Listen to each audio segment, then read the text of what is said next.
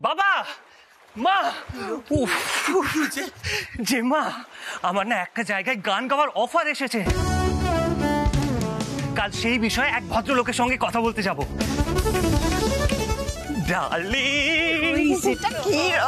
আমার নাতিন না স্টার আমার যাত্রা শুরু হয়ে গেল। রঙ্গন, হাজার মা বলছি অফারটা তো সবে এলো না? কোথা থেকে এলো, কোথায় যাবে কাল? ও দিদি ভাই দাঁড়াও তো, আগে তো কিছু হোক। এই ছেলে না একে নিয়ে আর পারি না, একেবারে নেচেই যাচ্ছে। বাপের স্বভাব একেবারে ছেড়ে পেয়েছি। আয় হয়ে গেল, যত দোষ বাপের আর কি। ওরে এইরকম করে কইতেছস কেন? হ্যাঁ পোলাটা গান করবো। এই রঙ্গন শোন, এদিকে আয়। এই তুই গান করবি, রেকর্ড বাইর হবে। Album darling, album. আমি না তোমাদের কাউকে এখন কিচ্ছু বলবো না। কাল বাধাঘাটের কাছে এক ফার্ম হাউসে আমাকে ডেকেছেন একটা বড় মিউজিক কোম্পানির মালিক, বুঝলে? কোন কোম্পানি সেটা বলবো না, তোমরা না কেউ কিচ্ছু বিশ্বাস করবে না। যাক, যাও কালকে। ইদানিং কালে তো এই বাড়িতে ভালো কিছু হচ্ছে না। তোমার যদি কিছু ভালো হয়, ভালো লাগবে আমাদের। যাও। শোন রঙ্গন, তোর বাবা যা সুন্দর বাঁধানো কপাল, তুই একটা কাজ করিস, ওই বাঁধাঘাটের ওখানে একটা শিব মন্দির আছে, যাবার সময় ওখানে অন্তত প্রণাম করে যাস। তাও যদি বা কিছু একটা গতি হয়। ও মা, ওই শিব মন্দিরটা খুব জাগ্রত, তাই না বলো? হ্যাঁ, তুমি সারা দেশে শিব খুঁজে বেড়াও, সামনে যে শিব আছে তারে তো তুমি পাত্তা দাও না। কি কইলে? জল লে আসো, জল লে আসো। কখন তোমার মঙ্গল হোক আমি চাই, কিন্তু তুমি যেখানেই যাও সেইখানেই তো একটা বোকামি কইরে আসো। না আমি কইতাছি কাল যেন বাধাঘাটে গিয়ে কোনো বোকামি কইরো না, না তাহলে কিন্তু আর আমাদের সব শেষ, আর বাঁচান যাইব না।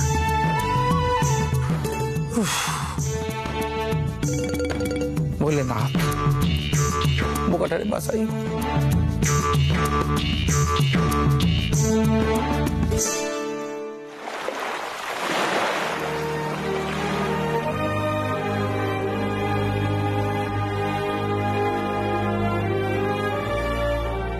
আমার কুচিটা না নষ্ট হয়ে গেছে, একটু ঠিক করে দেবে প্লিজ? কি হলো মল্লার, ঠিক করে দে। কি করছিস? কি রে দাঁড়িয়ে আছিস কেন? ঠিক করে দে। আরে কি করছিস তাড়াতাড়ি? কাম অন, কর কর।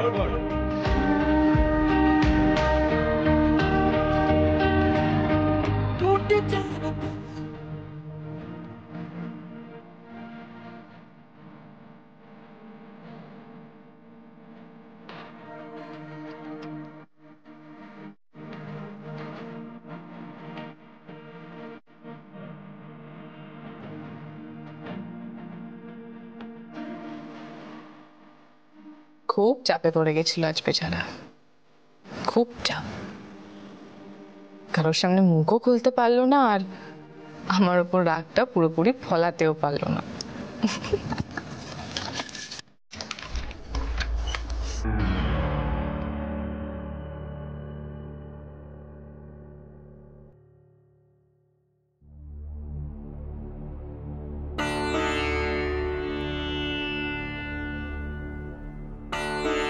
কি গো, রাগটা ফলাতে পারলে না বলে এলে? আচ্ছা ঠিক আছে, বলো তুমি কি কি বলতে চাও বলো। আমি তোমাকে একটা চান্স দিচ্ছি, আমি কোনো প্রতিবাদ করব না। তোমার যেভাবে ইচ্ছে আমার শ্রাদ্ধ করে নিও। সত্যি তো একদিনের জন্য ব্যাপারটা একটু বেশি হয়ে গেছে।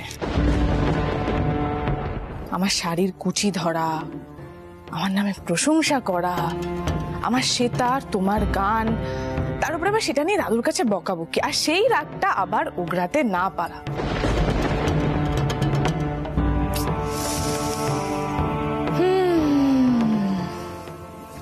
বদ হজম তো হবেই। ঠিক আছে, তোমাকে আমি 3 মিনিট সময় দিচ্ছি, তোমার যা যা বলার তুমি বলে নাও, আমি কিচ্ছু বলবো না। Your time starts now. শোনো, এইসব ড্রামা না আর ভালো লাগছে না। বাড়িতে আত্মীয় স্বজনরা রয়েছেন, বন্ধু বান্ধব আছে, সবাই চাইছে রাত জেগে আড্ডা দিতে, তোমায় যোগ দিতে বলেছে। দেখো, দাদু এমনিতে একটা শখ পেয়েছেন। এই সময় যদি দেখেন বাড়ির বউ বন্ধু বান্ধবের সাথে বসে সারা রাত জেগে হই হই করছে, সেটা কিন্তু মেনে নিতে পারবেন না।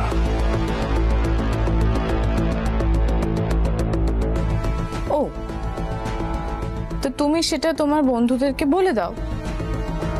এমনিও আমার টায়ার্ড লাগছে, তাছাড়া আমি তোমার বন্ধুদেরকে সেভাবে চিনিও না। আর কখন কি মুখ থেকে বেরিয়ে যাবে, ঠিক আছে? এক্স্যাক্টলি, কখন কি মুখ থেকে বেরিয়ে যাবে। তো আমার বন্ধু অমিত আসছে, ওকে তাহলে বলে দাও তোমার ইচ্ছে করছে না, টায়ার্ড লাগছে। মানে তোমার বন্ধু তোমার দাদু পছন্দ করবেন না, আমি কেন বলবো এই সমস্ত?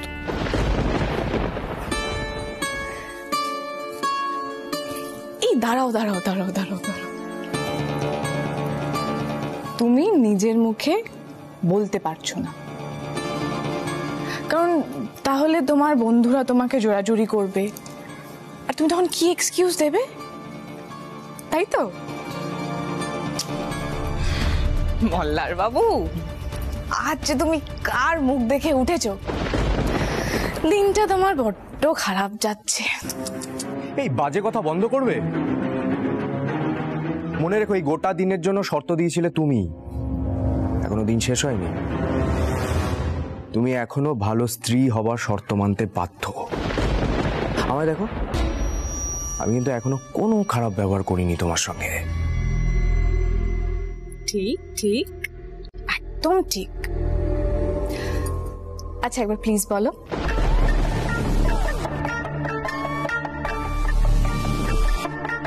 হোয়াট?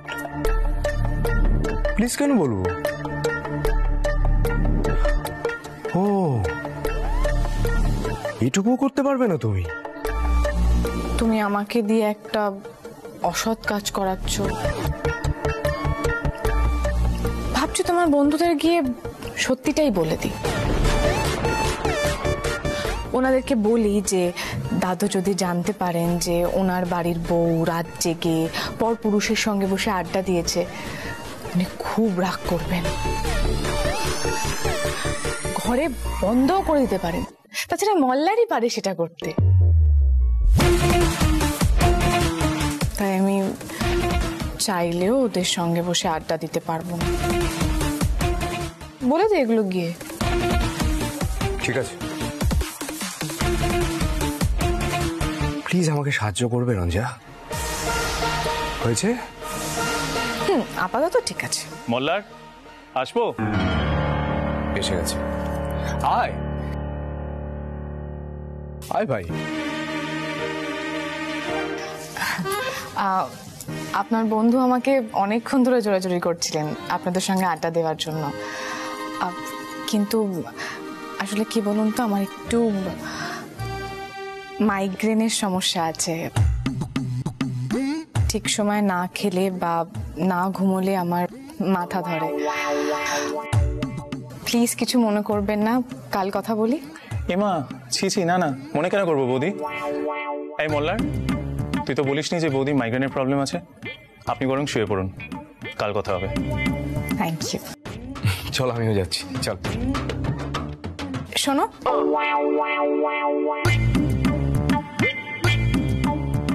এক মিনিট একটু শুনবে? তুই বরং শুনে, অনেক ভাগ্য করে এরকম একটা বউ পাওয়া যায় রে। আসছি।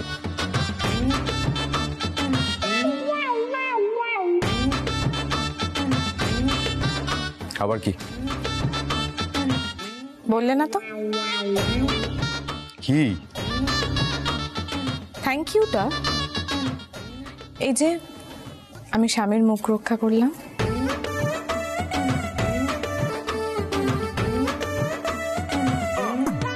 Thank you. রাত শেষ হতে কিন্তু অল্প সময় বাকি। আবার নিজের স্বরূপটা ধরবো বলছো? অসুবিধা হবে না তো?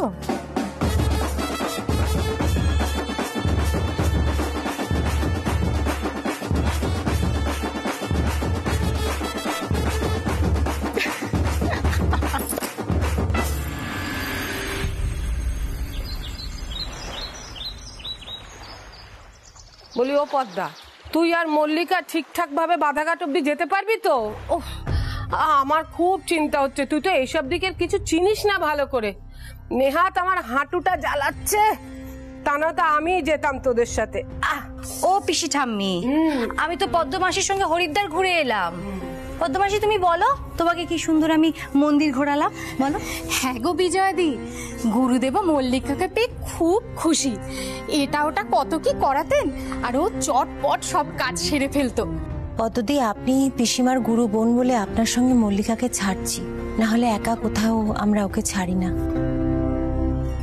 আসলে রুক্মিণী, মানতের পুজো তো না গেলেই নয়, নয়তো মল্লিকাকে আমি নিয়ে যেতাম না গো। পদ্মমাসি, উফ, তুমি এত কেন ইতস্তত করছো বলো দেখি। চলো এবার বেরিয়ে পড়ি, কেমন? মল্লিকা দিদি, মল্লিকা দিদি, তুমি তো পুজোর থালাটাই নাওনি, নাও ধরো। দেখেছো কাণ্ড। পদ্মমাসি, এদিকে এসো। কাল তো রিসেপশনের পর তোমার সঙ্গে আর আলাপ করানোই হয়নি। এ হলো পিলু, আমার বড় বৌদি, আহিরটার বউ। আর পিলু, ইনি হচ্ছেন পিসি ঠাম্মির গুরু বোন। হরিদ্বারে গিয়েছিলাম একসঙ্গে, পদ্মমাসি। সুখী হও মা, তোমার সিথির সিঁদুর অক্ষয় হোক। আচ্ছা হয়েছে হয়েছে, এবার তোরা রওনা দে দেখি, বেলা হয়ে যাচ্ছে তো অনেক। আচ্ছা আসি তাহলে। হ্যাঁ হ্যাঁ, সাবধানে যাবি। মা, আসছি। দুর্গা দুর্গা, এসো।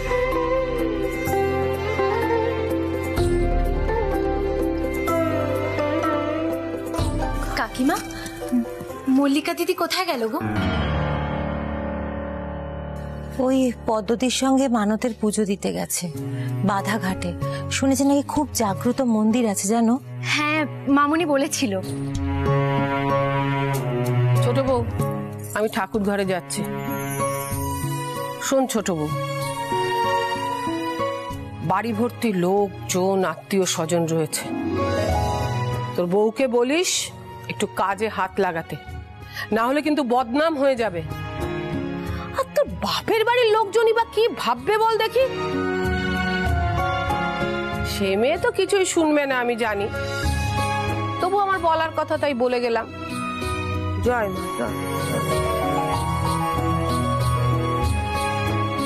পিলু, রঞ্জা এখনো ঘুম থেকে ওঠেনি, তাই তো? কাকিমা, আমি ডেকে দিচ্ছি, আর আপনি বলুন না কি কি করতে হবে, আমি সব করে দেবো। না পিলু, শুনলে তো রঞ্জাকে অন্তত কিছু কাজকর্ম করতেই হবে। সত্যি তো, গতকালের পর নতুন বউ যদি একটু কাজে হাত না লাগায় তাহলে তো বদনাম হবেই। শোনো, একটা কাজ করছি, আমি বরং চা করে ফেলছি, তারপর মহারানীকে ডাকি, দেখি অন্তত যদি চায়ের কাপগুলো দেওয়ানো যায় তাকে দিয়ে। আমার যে কি জ্বালা হয়েছে না, তোমরা কেউ বুঝবে না, সে শুধু আমি জানি। ছোট ম্যাডাম হয়তো সবকিছুই করবেন, কিন্তু ঠাকুরপোকে দিয়েও কাজে হাত লাগাতে হবে, তবে যদি কিছু হয়। এই রঞ্জা, আরে এই মেয়ে, ওঠো না। কি হয়েছে শাশুমা? এত সকাল সকাল ডাকছেন কেন?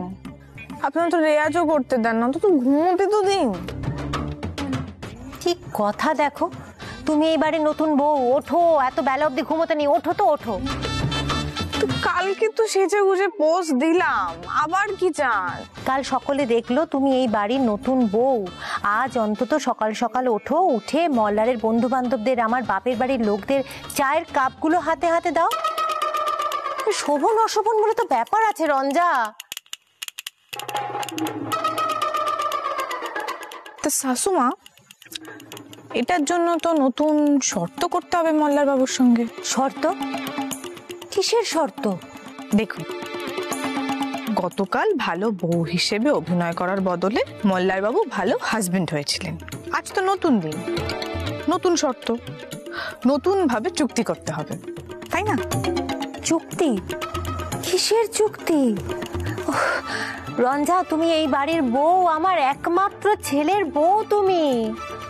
হতাম, বউ হতাম যদি বিয়েটা না ঠকিয়ে করত, কিন্তু সেটা তো হয়নি, তাই না? কি করব বলুন? মা মা মা মা আমার বন্ধু বান্ধবরা চা পায়নি, চা করনি? কচুরি জিলিপির বন্দোবস্ত হয়ে গেছে, বাবা বললা তোমায় যেতে বলো, যাও। চা করা আমার হয়ে গেছে মল্লার। এবার তোমার বউ যদি গিয়ে অন্তত হাতে হাতে সবাইকে চায়ের কাপগুলো দিয়ে দেয়, তাহলে আমার সম্মানটা রক্ষা হয়। এক্ষুনি তো তোমার মামি আমাকে বলবে, রুক্মিণী তোমার বউ কি চাও করতে পারে না? কি করে আর বোঝাবো কি কপাল করে বউ পেয়েছি আমি।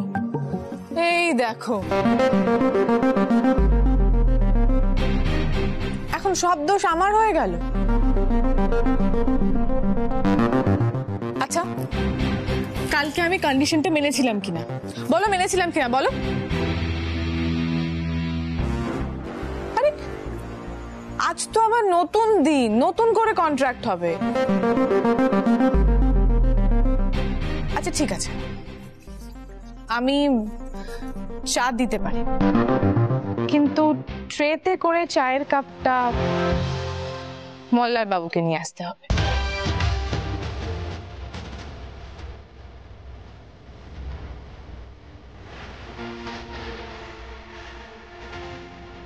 এতে যদি আমার পতিদেব রাজি হন, তাহলে আমি না হয় আজও ভালো বউ হয়ে থাকবো।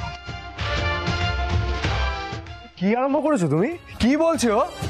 আমি ওর পেছনে ট্রে বইবো বেয়ারাদের মতো? কেন তুমি শোনোনি? ভালো হাজবেন্ড হতে গেলে ড্রাইভারি থেকে বেয়ারাগিরি সব করতে হয়। এই তুমি, আমি তোমায় চাপ দিচ্ছি না, শাশুমা বললেন তোমার মামিমার কথা, সেই জন্যই বললাম। না হলে তো আমি আবার তোমার মামিমাকে জিজ্ঞেস করতে যাচ্ছিলাম যে কাল তো খাওয়া দাওয়া হয়ে গেছে, আজ কখন রওনা দেবেন। কিন্তু জিজ্ঞেস করিনি, কারণ কাল তুমি শর্তগুলো এভাবে মেনেছিলে, সেই জন্য। আমার আবার বেশি ভিড়ভাট্টা কটা সহ্য হয় না। দেখ, আজ তো আর শর্তগুলো রইলো না, বাচ্চা গেছে বাবা। শাশুমা, বলছি মামিমারা কোন ঘরে আছে?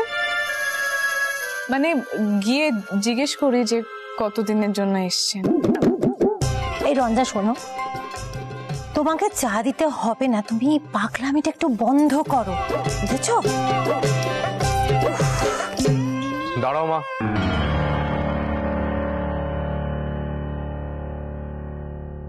বাড়ির লোকজন চলে যাক, তারপর আমি দেখে নেব। আর দয়া করে না আজকে কোনো ঝামেলা করো না। চলো, তুমি যা চাও তাই হবে।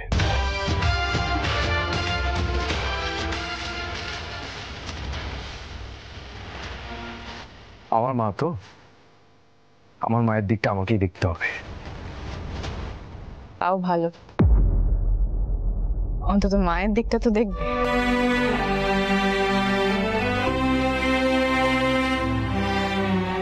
শাশুমা, আমি চেঞ্জ করে নিচ্ছি, তারপর চলুন আমি সবাইকে গিয়ে চাটা দিয়ে দেবো।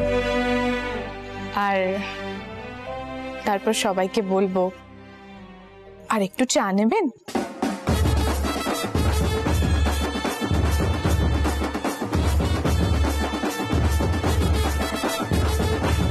হ্যাঁ গো, বলছি ভালো বউয়ের মতন ব্যবহার এভাবেই করতে হয় তো? আমার না খুব ভয় করে, কোনদিন রাগ সামলাতে পারবো না কি থেকে চলো।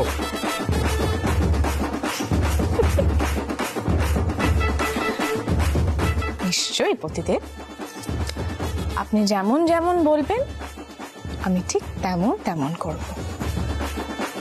আমি তো আবার নক্কি বউ। তুমি তো একদম ঠিক কথা বলেছো, খুব একটা ভুল কিছু বলোনি তুমি। কিন্তু দাদা কালকে তোমার গলার রেঞ্জ শুনে আমরা কিন্তু প্রত্যেকে অবাক হয়ে গেছি। ধন্যবাদ। আজ কিছু একটু শোনাও না। না না, এইভাবে গান শোনানো যায় নাকি? আচ্ছা বাই দ্য ওয়ে, তোমরা কি মানে গানের চর্চা করো, মানে এর মধ্যে কি আছো? আমি আছি, প্লেব্যাক করার চেষ্টা করছি। বাহ, খুব ভালো। আচ্ছা বাই দ্য ওয়ে, তোমরা কি চাটা কিছু খেয়েছো? আসলে কি বলতো, বাড়িতে এত লোকজন এসেছে না। আচ্ছা দাঁড়াও, আমি একবার খোঁজ নিই দেখি। হ্যাঁ,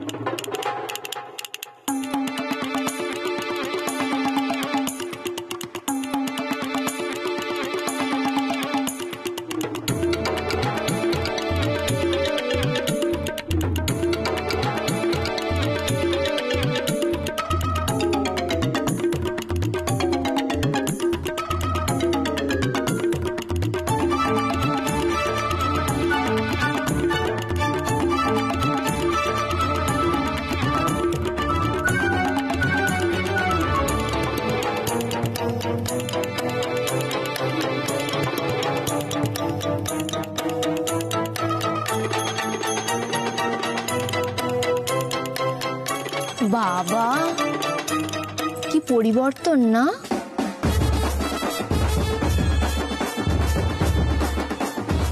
বাবা, একই দৃশ্য দেখছি। মোল্লার, তোমার হাতে ট্রে?